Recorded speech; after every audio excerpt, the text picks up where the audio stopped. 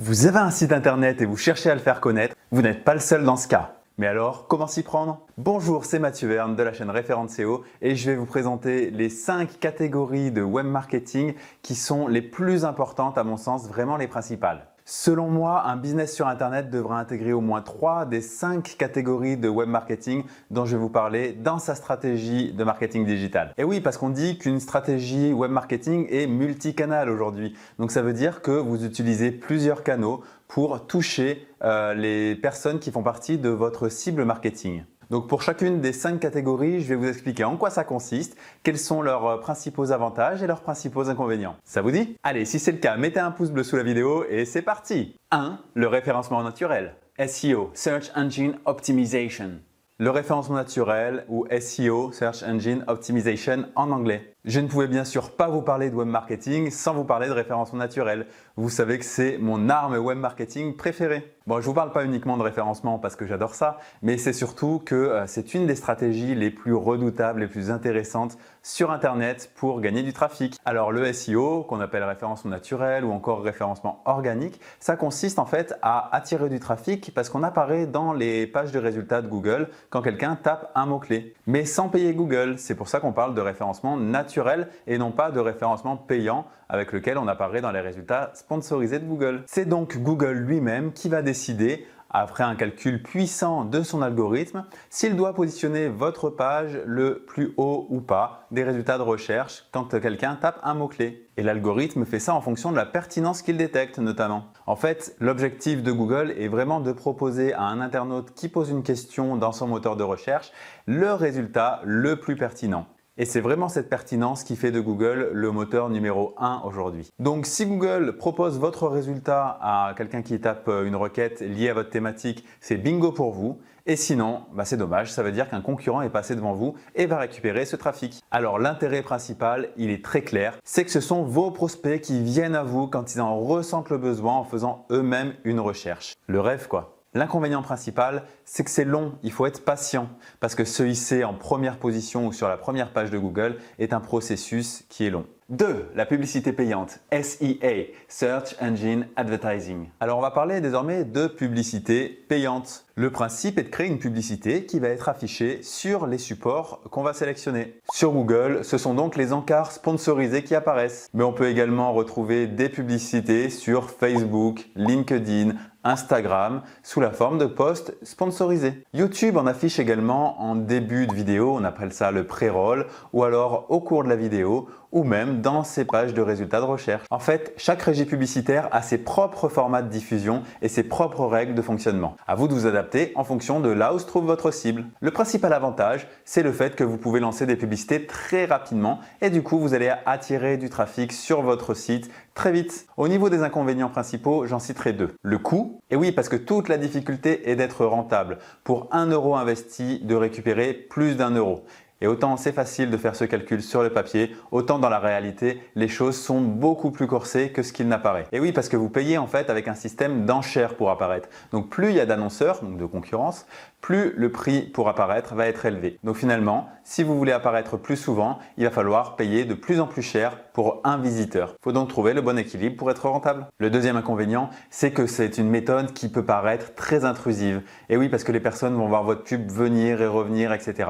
Donc il faut mettre en place une vraie stratégie de personnalisation pour ne pas embêter les internautes. 3. Les réseaux sociaux. SMO, Search Media Optimization. Bon alors les réseaux sociaux, c'est un concept assez simple finalement. Le principe consiste à étudier les différents réseaux sociaux et à trouver là où est votre cible et de comprendre ce qu'elle attend. Une fois que c'est fait, vous pouvez créer différents formats, texte, vidéo, images, un mix de tout ça. Et votre objectif est de créer de l'engagement. Plus il y aura d'interactions, plus votre cible vous aimera et sera potentiellement prête à acheter un de vos produits ou services. Bon, on a vu, chaque solution évoquée jusque-là est plutôt simple à comprendre. Le concept en lui-même est assez simple. C'est vraiment la mise en œuvre, l'application qui fait toute la différence. Parce qu'il n'y a pas un modèle, il faut créer votre propre modèle qui va reprendre vos valeurs et qui va vous permettre de communiquer auprès de votre cible de la façon dont vous souhaitez le faire pour arriver à vos propres objectifs. Alors l'avantage principal des réseaux sociaux, c'est que c'est un merveilleux moyen pour vous rapprocher de votre communauté, pour échanger avec eux et du coup créer un lien beaucoup plus fort, une relation beaucoup plus forte avec eux. Et si vous n'avez pas encore beaucoup de visibilité avec vos propres réseaux sociaux,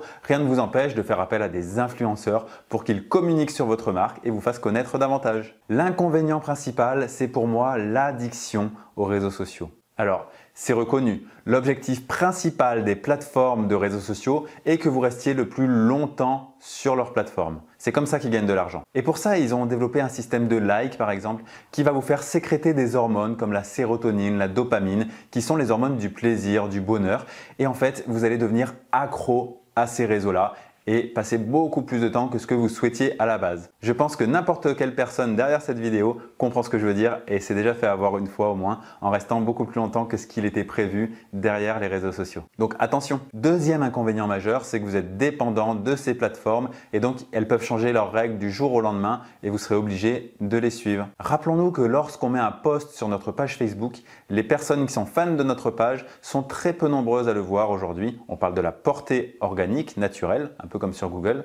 Donc on est obligé quasiment de passer par la publicité sur Facebook aujourd'hui, alors qu'il y a quelques années, c'était pas du tout ça. Les gens qui étaient fans de notre page voyaient quasiment tous nos posts. 4. L'email marketing. Donc il s'agit de communiquer par email. Alors on pense tout de suite aux newsletters qui sont envoyés régulièrement par les marques et qui envahissent nos boîtes aux lettres. Ok, pourquoi pas. Mais il est possible d'aller beaucoup plus loin en prenant une stratégie qui n'est pas uniquement basée sur une communication commerciale. L'idée principale est de créer une relation forte avec votre audience en leur partageant des contenus gratuits de forte valeur et en leur proposant également vos solutions payantes s'ils veulent aller plus loin. L'intérêt principal, c'est que c'est très intéressant pour créer un vrai lien avec votre audience, avec des personnes individuellement. Et j'appuie bien sur le terme individuellement parce qu'avec la séquence email, vous pouvez programmer des emails en fonction de certaines conditions. C'est-à-dire, si une personne a cliqué sur tel lien dans tel email, vous pouvez lui envoyer un email configuré exprès pour ça. Donc, vous pouvez vraiment personnaliser vos emails au maximum. L'inconvénient principal, c'est la délivrabilité. C'est le fait que tous les emails que vous envoyez n'arriveront pas forcément dans la boîte email de vos contacts parce que certains vont finir en spam inéluctablement. Alors, il y a des moyens pour optimiser au maximum cette délivrabilité, bien sûr, et il faut mettre tous ces moyens en œuvre. Mais vous n'aurez jamais un score de 100% de délivrabilité, même si les indicateurs vous donneront une note de 10 sur 10 sur votre délivrabilité. Il y en a forcément certains qui finiront en spam. Alors, il y a un point commun aux 4 catégories qu'on vient de voir ici. C'est la 5e catégorie, qui mérite bien une catégorie à elle, parce qu'elle fait en fait partie intégrante de toutes les actions web marketing que vous engagez au quotidien. 5. Le marketing de contenu, content marketing. Et oui, il s'agit de l'ingrédient indispensable à toutes vos communications aujourd'hui pour qu'elles soient efficaces. Le but n'est pas de faire du contenu vide. Et pour cela, il existe de nombreuses méthodes. Par exemple, on pourrait citer le storytelling qui consiste à raconter des histoires. Ensuite, ces contenus doivent être diffusés de manière optimale, c'est-à-dire à la bonne personne, au bon moment, via le bon canal. Et oui, parce que cette communication progresse en même temps que votre relation avec votre prospect s'intensifie. C'est un véritable art. Alors, l'avantage principal, c'est que c'est un marketing vraiment performant, efficace, individualisé et qu'on peut utiliser absolument partout. L'inconvénient principal, c'est que c'est un domaine assez difficile à maîtriser parce qu'il va faire appel à bien des notions de marketing, de communication, de psychologie, etc. Alors, dites-moi en commentaire lesquelles de ces 5 catégories de marketing digital vous utilisez pour votre business. Alors, on parlait de 1. Le référencement naturel, 2. La publicité, 3. Les réseaux sociaux, 4. L'email marketing et 5. Le content marketing. Alors pour aller plus loin en SEO, et oui parce que c'est quand même le domaine sur lequel je travaille depuis plus de 20 ans, vous pouvez aller sous la vidéo, vous trouverez le lien de mon guide gratuit dans lequel je vous apprendrai à arriver en première position des résultats de recherche sur Google. Et si vous avez aimé la vidéo, mettez un like, pensez à vous abonner, cochez la petite cloche et à bientôt!